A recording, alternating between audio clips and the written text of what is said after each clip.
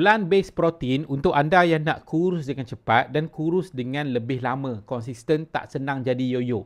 Jadi kalau first time, saya nak minta anda follow akaun saya ni, klik follow dan juga komen dekat bawah bakar lemak. Jadi sebelum tu, boleh tak saya nak minta klik dulu semua button belah kanan anda, klik like, klik repost dan klik komen juga. Baik, okay, plant-based protein ni apa? Ni biasa kita makan protein yang kita makan daripada kecil apa? Ayam, daging, telur, ikan. So itu adalah protein daripada haiwan lah, senang cakap.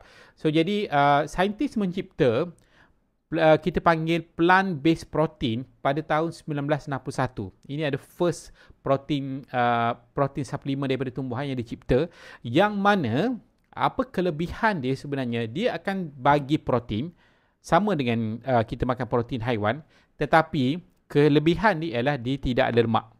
Dia tidak ada lemak dan boleh didesain supaya rendah gula. Rendah gula. Tapi tak semualah plant-based protein dekat Malaysia ni rendah gula. Ada yang tinggi gula. Itu salah satu keburukan lah untuk that brand.